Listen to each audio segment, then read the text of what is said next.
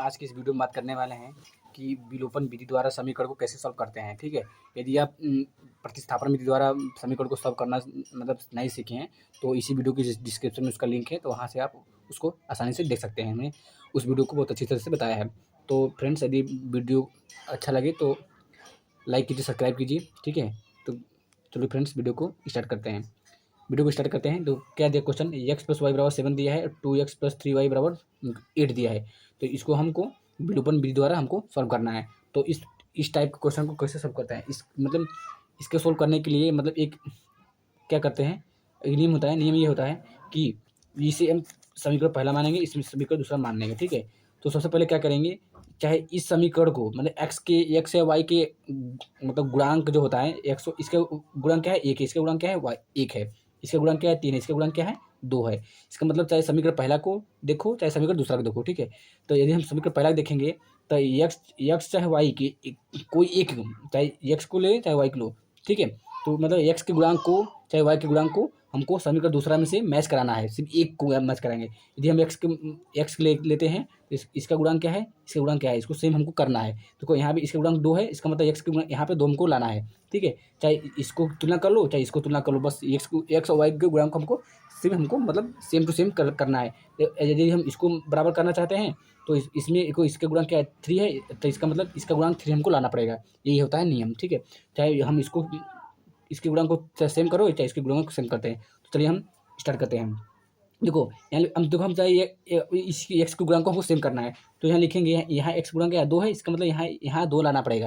इसका मतलब समीकरण पहला हम 2 से गुणा कर देंगे। ठीक है, यहाँ लिखेंगे समीकरण ये पहला में 2, यहाँ इसके गुणांक क्या 2 है, इसको इसलिए हमको यहाँ 2 लाना है, इसलिए हम 2 से गुणा करेंगे। ठीक है, 2 से गुणा करने पर ठीक है, चाहे तो आप वाई के गुणांक को सेम कर सकते हो। ठीक है, कोई दिक्कत नहीं है। यदि आप वाई गुणांक सेम करेंगे तो हम लिखेंगे समीकरण पहला में, यहाँ वाई गुणांक 3 है इसलिए हम 3 से गुणा करेंगे। ठीक है, तो ठीक है, कोई दिक्कत नहीं है। तो समीकरण पहला में 2 से गुणा करेंगे, तो समीकरण पहला क्या है, एक्स है, तो इसमें हम 2 से गुणा कर देंगे, x plus y equal to, दोनों पक्ष में करेंगे तो हमको दूसरा दोनों पक्ष में करना पड़ेगा। इसके बगल ये इसमें भी 2 गुणा करेंगे, इसके बगल इसमें 2 गुणा करेंगे, तो 2। ठीक है, अब देखो इसको कैसे करेंगे, इसका गुणा दोनों करेंगे तो यहाँ 2x हो जाएगा, 2x प्लस 2y हो जाएगा, ये इक्वल टू 7 दूनी 14 हो जाएगा। अब देखो ये समीकरण तीसरा बन गया। अब देखो ये समीकरण तीसरा बन गया, तो हमको क्या करना है, हमने संतुलित कर लिया है। तो अब देखो समीकरण दूसरा और समीकरण तीसरा को हमको लेकर हल करना है। ठीक है, यहाँ लिखेंगे समीकरण, अब देखो कैसे पता चलेगा घटेगा जुड़ेगा। अब देखो ये देखो सेम हो गया, 2x सेम हो गया, 3 है 2y, कोई दिक्कत नहीं इसमें। हमको सिर्फ एक ही चर पद के गुणांक को सेम करना होता है, चाहे एक्स के चर पद के गुणांक से करो चाहे वाई के गुणांक के पदों को सेम करना है, मतलब बराबर देखना है। तो देखो ये 2x समान है, देखो यहाँ इसके यहाँ प्लस है, यहाँ प्लस है, इसका मतलब क्या है, इसको एक मतलब अब काटना पड़ेगा। अब इसमें सेम हो गया, इसको काटना पड़ेगा। इसका मतलब हुआ ये 2x और 2x क्या है, यहाँ लिखेंगे समीकरण दूसरा व तीसरा से।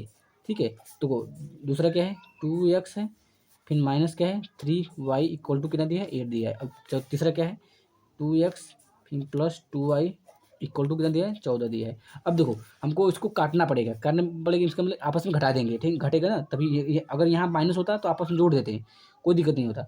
अगर यहाँ प्लस है इसलिए अपन घटाएंगे, यहाँ माइनस हो जाएगा, यहाँ प्लस हो तो यहाँ माइनस हो जाएगा, जहाँ प्लस वहाँ माइनस हो जाएगा, यहाँ जहाँ माइनस वहाँ प्लस हो जाएगा, यहाँ प्लस इसलिए माइनस हो जाएगा, इसको हम घटा देंगे।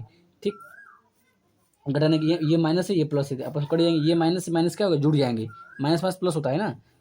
देखो माइनस प्लस माइनस, देखो माइनस कामा माइनस जो होता है वो प्लस की श्रेणी में आता है, लेकिन प्लस मतलब इसका मतलब आपस में जुड़ेंगे, चिन्ह किसका जो बड़ा होगा, तो इसका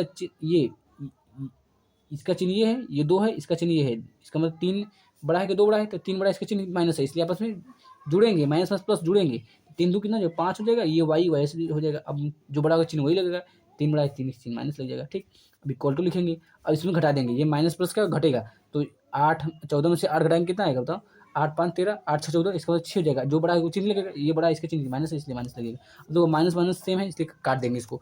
अब देखो वाई का मान निकाला है हमको, वाई के बराबर निकलेंगे, तो ये बुरा है उसको जाएगा भाग हो जाएगा, तो 6/5 हो जाएगा। तो y का मान कितना आ गया 6/5 हो गया। अब देखो y का मान हम समीकरण किसी में रख दें, कोई दिक्कत नहीं है। समीकरण हम दूसरा में रखें, तीसरा में रखें, चाहे ठीक है पहला में रखें, कोई दिक्कत नहीं है। तो समीकरण हम y का मान 6/5 आ गया, तो y का मान हम समीकरण हम दूसरा में रख देते हैं। तो यहाँ लिखेंगे y का मान समीकरण दूसरा में रखने पर, यहाँ लिखेंगे y का मान समीकरण दूसरा में रखने पर ठीक है। देखो दूसरा क्या है, ये है 2x - 3y = कितना है 8 दिया है, ठीक है यही है ना। अब हमको y का मान इसमें रखना है, y जहाँ है उसको वहाँ पर रखेंगे 6/5 लिखेंगे। तो देखो ये हो गया, तो हमको अब इसमें से x का मान निकालना है, तो 2x लिखेंगे, यहाँ माइनस लिखेंगे, 3 है 3, y का मान क्या है, देखो y का मान क्या है 6/5, तो 6/5 यहाँ पे लिख देंगे, गुणित लिखेंगे तो 6 यहाँ पे 5 हो जाएगा, फिर इक्वल टू क्या लिखेंगे 8 लिखेंगे। अब देखो हमको x का मान निकालना है, तो ये x जैसा वैसे लिखेंगे, इक्वल टू लिखेंगे। अब डायरेक्ट इक्वल टू लिख देंगे, मतलब बराबर लिखेंगे, ये 8 है 8 लिखेंगे, ये माइनस उसमें लेके प्लस हो जाएगा, प्लस लिखेंगे, इसको पूरा उतार लेंगे, ठीक है। ठीक है आपस में गुणा कर लेते हैं, 6×5 = 30, या तो ऐसे काटो 36 18 हो जाएगा, ये 18 हो जाएगा, 18/5 हो जाएगा, ठीक है। अब देखो ये बनने गया भिन्नों का जोड़, ठीक है, तो इसको भिन्नों को जोड़ के हल करेंगे, ठीक। अब देखो इसके बटे कुछ नहीं, इसके बटे 1 है, इसका लॉस लेंगे, इसका लॉस क्या आएगा 5 हो जाएगा, इसका भाग इसमें देंगे, जितना आएगा उसमें अंश गुणा करेंगे, 1×5 5 5 है, 5/40, यहाँ पे 40 हो गया, यहाँ प्लस लिखेंगे, 5 5 5 5 5 1 कम 5 एक बार गया, ऊपर गुणा कर देंगे, 18 कम 18 हो जाएगा, ठीक है। अब देखो हमको x का मान निकाला था, तो x देखो यहाँ 2x लिखेंगे, 2x लिखेंगे, अब इसको जोड़ आपस में जोड़ेंगे, तो यहाँ 8 है, 0 से 8 हो जाएगा, 1 4 में जोड़ेंगे तो क्या नहीं 5 हो जाएगा, 58 हो जाएगा बटे 5 हो जाएगा। अब देखो हमको x का मान निकालना है, x निकालेंगे, अब देखो यहाँ गुणा उस बगल जाके भाग हो जाएगा, ठीक है। अब देखो 58/5 हो गया, यहाँ गुणा है उस बगल जाके भाग हो जाएगा, भाग का साइन लगाएंगे, तो यहाँ 2 लिखेंगे, इसके बटे कुछ नहीं, इसके बटे 1 लिखेंगे, ठीक है। अब इसको भाग गुणा में चेंज करेंगे, ठीक है, यही नियम होता है।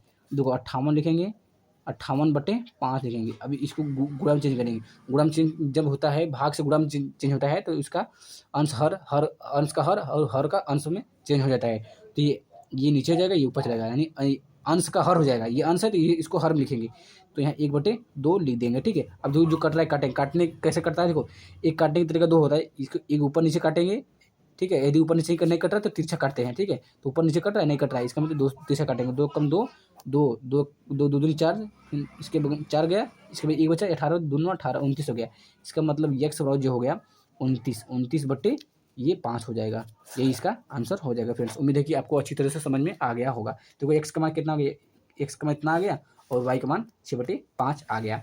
तो चलिए फ्रेंड्स उम्मीद है कि आपको अच्छी तरह से समझ में आ गया होगा। तो यदि हमारे पढ़ाई तरीका अच्छा लगे तो एक लाइक कीजिए, सब्सक्राइब कीजिए और बेल आइकन को ऑल पर सेलेक्ट कीजिए। जय हिंद, जय भारत, धन्यवाद।